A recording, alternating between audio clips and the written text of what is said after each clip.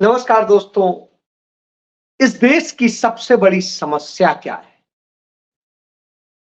क्या नरेंद्र मोदी ने कुछ किया है कि वो गिना सके? और क्या उनके लोगों को दलित समुदाय के लोगों के साथ में फोटो खिंचाने के अलावा बाकी सारी नफरत है? और क्या आज तक वो किसी को न्याय दे पाए हैं? और क्या उनके न्याय से इस देश का भला हुआ है? उन्होंने इस देश के लिए किया क्या है 10 साल में? तो राहुल गांधी बार बार क्यों हमला बोलते हैं नरेंद्र मोदी पर? क्यों प्रियंका गांधी उनसे सवाल खड़े करती हैं? आज हम भी इन्हीं सवालों पर आपसे बात करेंगे। राहुल गांधी ने एक जगह पूछा कि इस देश की सबसे बड़ी समस्या क्या है, तो लोगों ने कहा मोदी। राहुल गांधी ने कहा नहीं, मैं समस्या पूछ रहा हूं। उन्होंने कहा मोदी सबसे बड़ी समस्या है। बड़ी अजीब स्थिति है, मोदी सबसे बड़ी समस्या है। क्यों? तब उन्होंने कहा क्योंकि वो महंगाई का कारण बन गए, वो बेरोजगारी का कारण बन गए, वो सामाजिक बिखराव का कारण बन गए, वो देश को टुकड़े टुकड़े करने का कारण बन गए, और वो बेटियों की आबरू लुटवाने वालों के संरक्षक बन गए, वो भ्रष्टाचारियों के संरक्षक बन गए, और वो मनुवादियों के संरक्षक बन गए। जब यह कहा तो निश्चित रूप से बड़ी चीज आई कि आखिर ऐसा कैसे। तो जैसे कि मैं आपको पहले ही बताता रहा हूं कि नरेंद्र मोदी 2014 में तमाम दावे वादे करते थे कि 2 करोड़ रोजगार हर साल देंगे, इतना महंगाई कम करेंगे पेट्रोल के दाम, कम करेंगे गैस के दाम। जो 400 सिलेंडर था वो कम करने कहते थे, आप देखिए कितने का मिल रहा है। डीजल पेट्रोल के दाम कम करने को कहते थे, कितने का मिल रहा है आप देख लीजिए। इसके अलावा कहते थे सुरक्षित हाथों में है देश, लेकिन 4000 वर्ग किलोमीटर की जमीन सिर्फ लद्दाख में चीन के हाथों कब्जा करा दी। और उसके अलावा अरुणाचल प्रदेश में डोकलाम में जो हुआ वो भी सामने।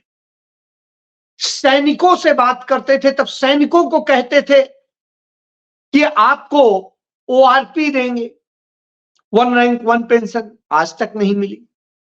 सैनिकों से तमाम वायदे किए थे, आज वहां अग्निवीर बना करके सबको झोंक दिया है। और उसके बाद में जिस तरीके से इस देश में संकट पैदा किए वो सब सामने है। कोरोना काल से लेके सब में हमने देखा कैसे इस देश के लोग जब ऑक्सीजन मांग रहे थे, दवाएं मांग रहे थे, कुछ और चीजें मांग रहे थे, तब नरेंद्र मोदी उनसे कहते थे ताली बजाओ, थाली बजाओ, टॉर्च की रोशनी दिखाओ, मोबाइल की रोशनी दिखाओ, गो करोना कहते थे। और हुआ क्या? इतना कोरोना फैला कि आप समझ लीजिए उस चक्कर में इतना संक्रमण हो गया कि कुछ कहना नहीं। लोगों को केयर के नाम पर, लोगों की मदद करने के नाम पर एक फर्जी अपना निजी फंड बनाया, पीएम केयर फंड, और उसमें अथाह धन तमाम सरकारी और दूसरी संस्थाओं से लिया, तमाम कंपनियों से लिया, और वो सारा पैसा हजम कर गए। लोगों ने उस पर आरटीआई डाले तो पता चला कि साहब वो तो हजम का किया जा चुका है, वो तो निजी फंड है, वो पीएम का फंड नहीं है, सरकारी फंड नहीं है कि उसका जवाब दिया जाए। गजब है। ट्रेनें बंद कर दी गई, सब कुछ ऐसे कर दिया गया, लोगों का यातायात प्रभावित हो गया, सब कुछ हो गया। लोग पैदल पैदल कैसे चले, तमाम पैसा दे के जो था लुटवाते पिटवाते। अब औरतें अपना गहना बेचते हुए देते हुए चली कि किसी तरह पहुंच जाए गांव, सुरक्षित हो जाए, जान बच जाए। यह हालत हुई।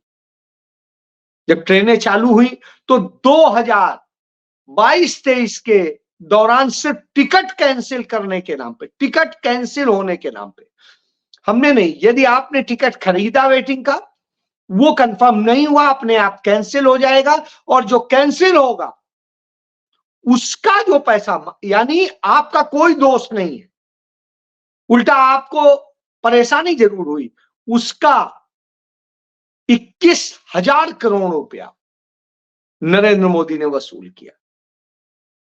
सॉरी, 2100 करोड़ से अधिक रुपया नरेंद्र मोदी ने वसूल किया। 2100 करोड़ रुपए से अधिक नरेंद्र मोदी की रेलवे ने वसूल किया, और उसे सर्विस चार्ज का नाम दिया। जब सर्विस ही नहीं दी तो चार्ज क्या देंगे? तो आप समझिए, ऐसे लूटा गया। और उसके बावजूद रेल और घाटे में गई, और अदानी अंबानी जैसों को तमाम चीजें बेच दी, रेलवे बेच दी, स्टेशन बेच दिए, और वहां की पार्किंग तक बेच दी, वहां की एंट्री बेच दी। इतना कुछ किया है। रेलवे स्टेशन में जाने का जो टिकट 3 रुपए का मिलता था, वो 50 का मिल रहा है। इस तरह से किया गया। चलिए, आम आदमी की गाड़ी होती थी, जिसको कहीं कोई आसरा नहीं मिलता था, वो स्टेशन पे सो जाया करता था। आज वो भी आपसे छीन लिया। तो यह नरेंद्र मोदी ने दिया है। इसलिए नरेंद्र मोदी सबसे बड़ी समस्या है। रोजगार देने की बात कही थी, रोजगार खत्म कर दिए, रोजगार मिले नहीं। महंगाई इतनी बढ़ा दी कि जो चीज 10 रुपए की मिलती थी, आज वो चीज 50 रुपए की मिल रही। आप खुद अपने जीवन में देख लीजिए कि जो चीज कितने में मिलती थी, कितने में मिल रही। और इलेक्टोरल बॉन्ड खरीदने वाले कंपनियों को अपने प्रोडक्ट पे मनमानी दाम पे बेचने का अधिकार दे दिया गया। इसी तरीके से तमाम भ्रष्ट लोगों को संरक्षण दिया गया। सारे भ्रष्टाचारी उनकी अपनी पार्टी में आ गए। इसको लेके एक चैनल में सवाल किया गया निर्मला सीतारमण से, जो वित्त मंत्री हैं नरेंद्र मोदी सरकार की, कि आपके यहां ये विपक्ष आरोप लगाता है कि आप सारे भ्रष्टाचारियों को अपने यहां ले रहे हैं। तो कहती, भाजपा में सबका स्वागत, यानी भाजपा में कोई आए स्वागत है। उसी का नतीजा है कि इनके यहां मनुवादी भी आ रहे हैं। एक टीवी सीरियल से राम निकलते हैं, एक तो माता कौशल्या से पैदा होते हैं, एक टीवी सीरियल से निकलते हैं। और जो टीवी सीरियल से निकले राम है, वो मेरठ से चुनाव लड़ रहे हैं। एक भाजपा में फरमान आया कि दलितों के घर में जाके खाना खाओ, वो पहुंच जाते हैं एक वाल्मीकि के घर में खाना खाने। तो जो बेचारे क्या होता है, छोटा छोटा वो लगाता है, और उसके बाद में फल भी उनको रखता है, वो उसे हाथ जोड़ लेते हैं और नहीं खाते। यह दशा होती। कुशीनगर में भारतीय जनता पार्टी के जो प्रत्याशी होते हैं, उन्हें जनता भगा देती है। और इसी तरीके की स्थिति महेश शर्मा के साथ नोएडा में हो जाती है, वो वहां से प्रत्याशी। तो ये हालत लगातार देखने को मिल रही, इसलिए मिल रही है क्योंकि आपने वायदे किए, वायदे पूरे नहीं किए।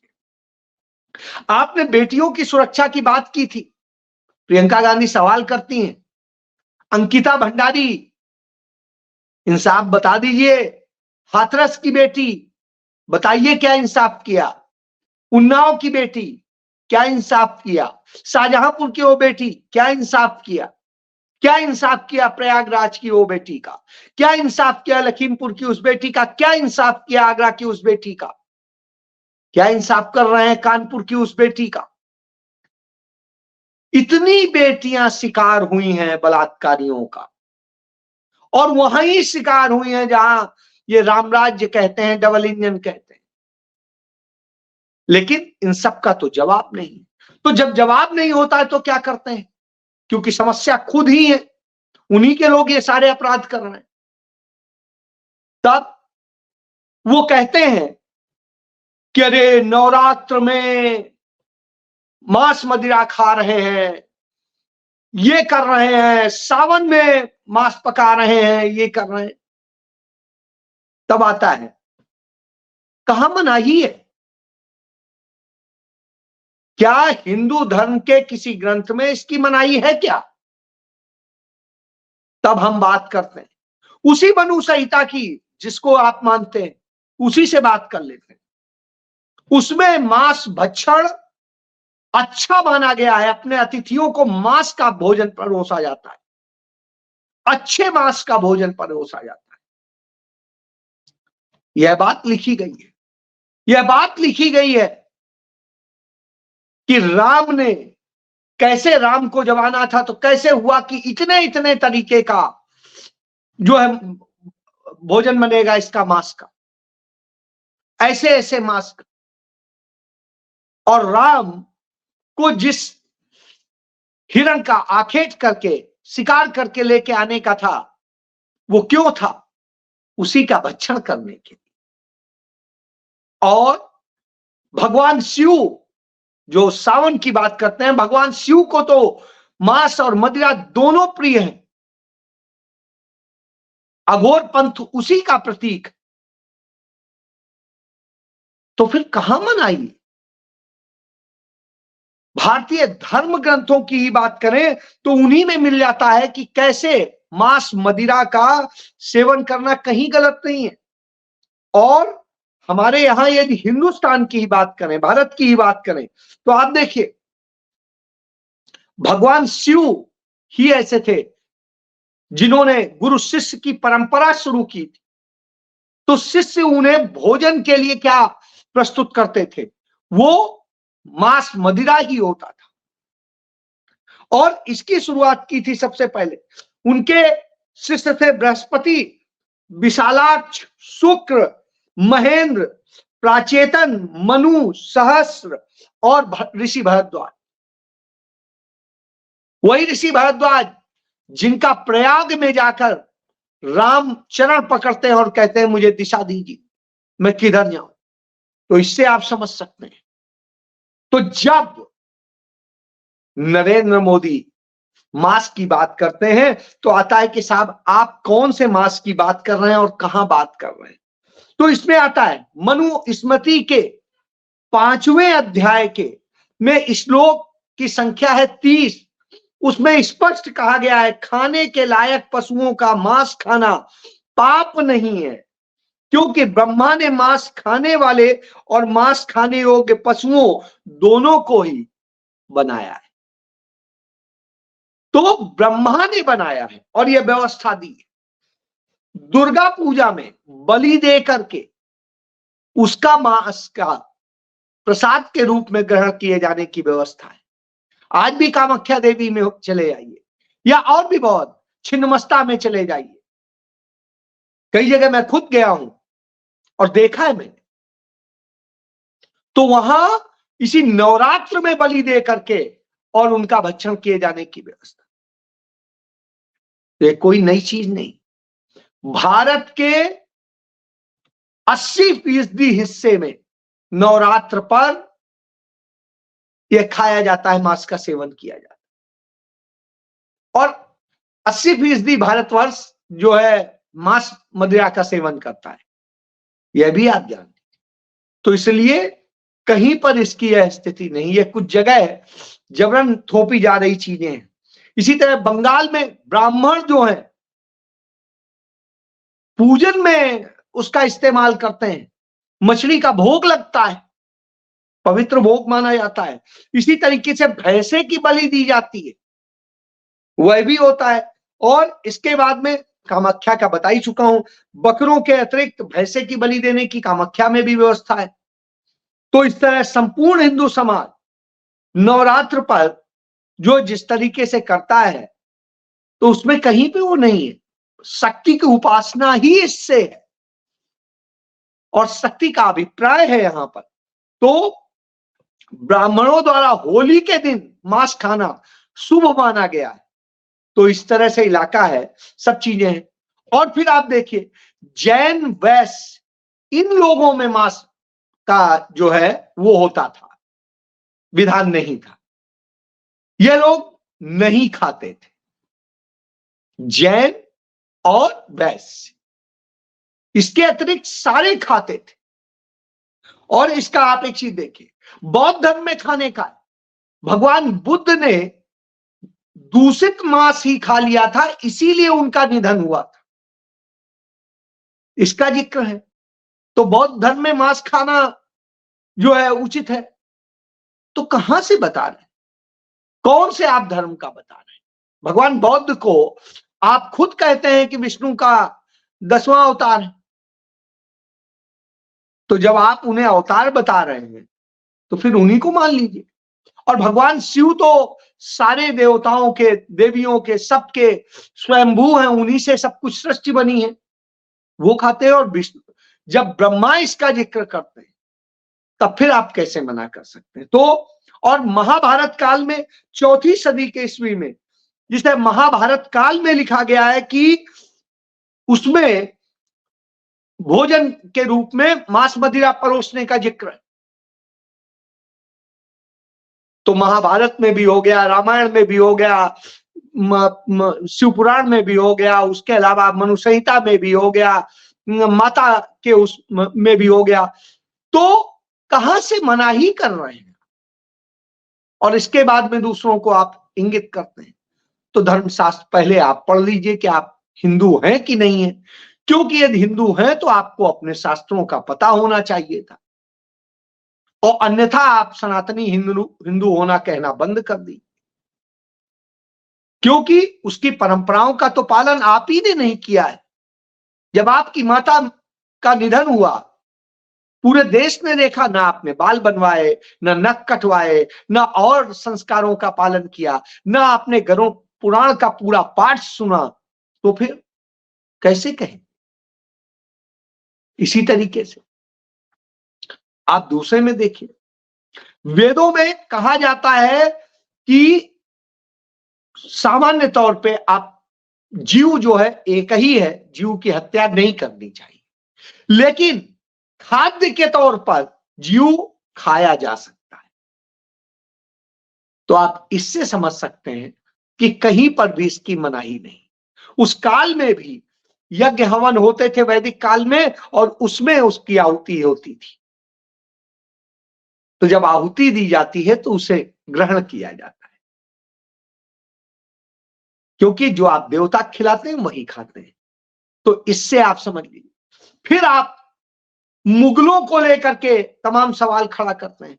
तो जब आप मुगलों को लेकर के सवाल खड़ा करते हैं तो आता है, जो राजे रजवाड़े आजकल आपके साथ में पूरे राजस्थान में हैं, उनमें तमाम सारे राजा हैं जिनको, जो उस समय के राजघराने के, जिनकी बेटियां मुगलों को ब्याही थी, चाहे कुंवारी रही हो, राय कल्याण सिंह राठौर बीकानेर के जो राजा थे उनकी बेटी, या भानुमति रही हो जो बेटी थी वही के राठौर बीकानेर की।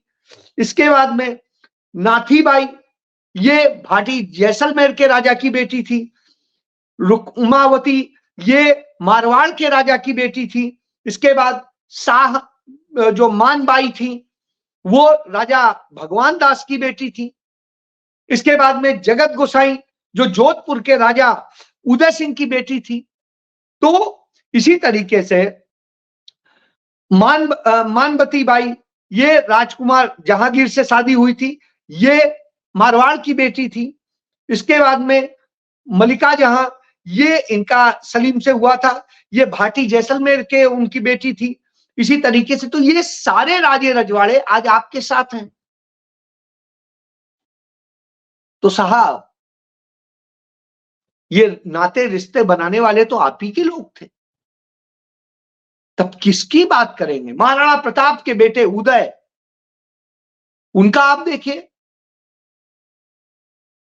तो साहब, बहुत सारे सच हैं, वो जाके उनके अधीन, उनके मनसबदार बने थे। राणा प्रताप जरूर लड़े थे, लेकिन वो तो मनसबदार बने थे, और राणा प्रताप की भी लड़ाई मनसबदारी को ही लेके शुरू हुई थी। राजा मान सिंह, देखिए, रिश्तेदारी थी। इसलिए इस तरह के झूठ मत परोसी, नफरत फैलाने के जो ये आप किस्से करते हैं। और अकबर का जन्म जो हुआ था, राजपूत राजा के घर में हुआ था। उनके पिता हुमायूं वहां पर शरण लिए हुए थे और उस समय वहां उनका जन्म हुआ था। ये सारे सच सामने, ये नाते रिश्तेदारी, ये सारी चीजें। इसलिए ये मत बताइए, आप काम गिनाइए कि आपने काम क्या किया है। ये 10 साल में आप काम नहीं गिना सकते, 70 साल चिल्लाएंगे, या आप ये चिल्लाएंगे, मांस मदिरा की बात करेंगे, मुगलों की बात करेंगे और सबकी बात करेंगे, तो आपका सच सामने आता है। इसीलिए जनता कहती है कि सबसे बड़ी समस्या आप। इसीलिए राहुल गांधी कहते हैं कि आप अदानी अंबानी जैसे जो 20-25 पूंजीपति हैं, उनकी सरकार चलाते हैं। आप अदानी अंबानी के नौकर बन के रह गए और इसीलिए इस देश की यह बर्बादी हो रही। तो इस देश की सबसे बड़ी समस्या नरेंद्र मोदी बन गए हैं। इसीलिए इस देश की जनता अब उन्हें प्रधानमंत्री के तौर पर नहीं चाहती है। यह बात जो है भारत सरकार की संस्था के सर्वे में सामने आ चुकी है। जय